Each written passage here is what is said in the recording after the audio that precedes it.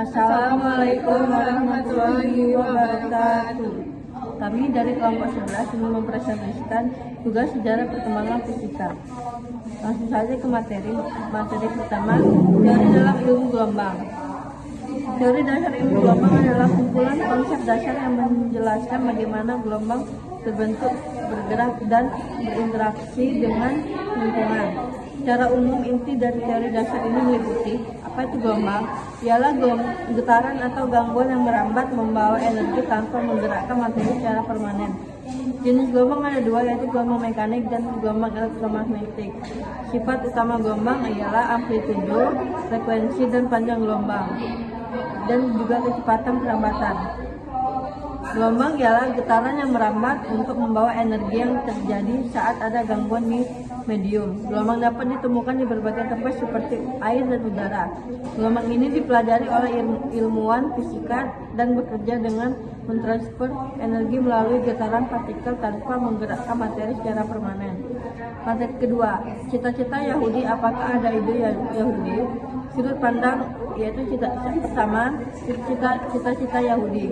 Cita-cita Yahudi adalah nilai yang membentuk kehidupan Yahudi seperti moralitas dan keadilan, yaitu nilai-nilai inti dalam tradisi Yahudi. Mengapa penting? Karena ini mendefinisikan identitas Yahudi. Mereka yang memegang tradisi nilai-nilai ini dengan komunitas-komunitas Yahudi yang ada di seluruh dunia. Yang kedua, apakah ada sudut pandang Yahudi? Sudut pandang Yahudi dalam melihat moralitas dan keadilan. Apakah itu? Itu adalah pandangan hidup yang memengaruhi oleh ajaran agama dan sejarah.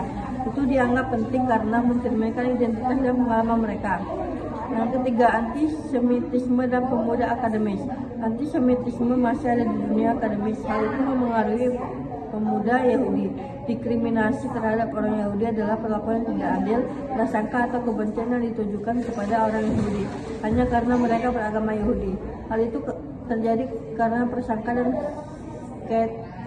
stereotip.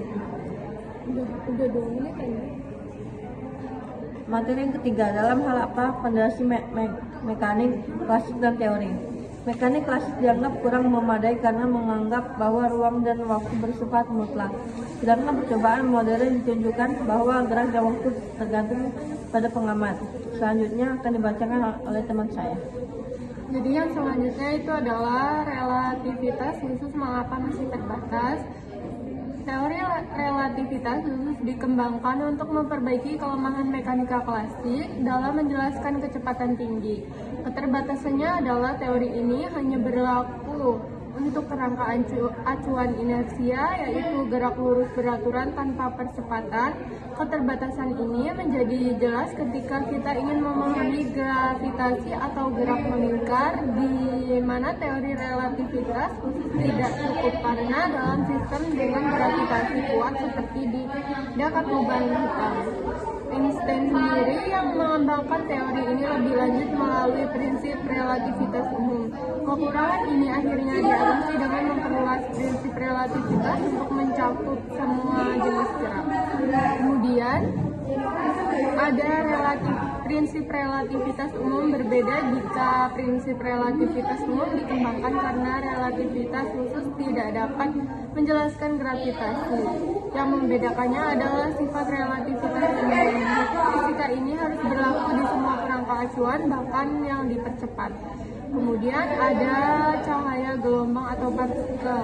Cahaya merupakan bentuk radiasi elektromagnetik yang tampak menjadi bahan perdebatan karena cahaya memiliki sifat gelombang dan partikel.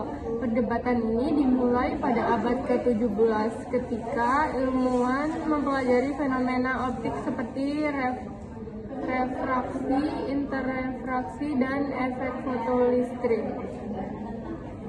Kemudian kesimpulan membahas teori gelombang dasar, nilai-nilai inti Yahudi, pengembangan mekanika klasik menuju relativitas, dan kualitas cahaya gelombang adalah getaran yang bergerak dengan energi yang terdiri dari gelombang mekanis dan elektromagnetik. Nilai-nilai moral dan keadilan merupakan inti identitas Yahudi dengan tantangan seperti antisemitisme dan diaspora yang membentuk sejarah mereka dalam fisika. Mekanika langsung digantikan oleh teori relativitas menjelaskan gravitasi sebagai kelangsungan ruang waktu. Akhirnya, cahaya memiliki sifat gelombang dan partikel yang membuktikan melalui eksperimen dan teori ilmuwan seperti Newton dan Einstein. Itu saja sekian presentasi dari kelompok 11. Kami ucapkan wassalamualaikum warahmatullahi wabarakatuh.